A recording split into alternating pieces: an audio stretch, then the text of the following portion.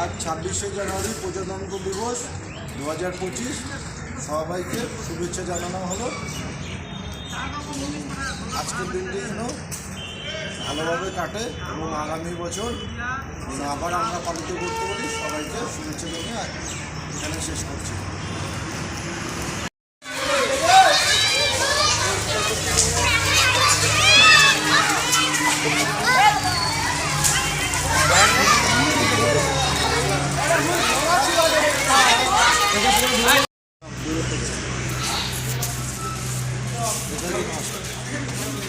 এটা গোটা আসতেছে না।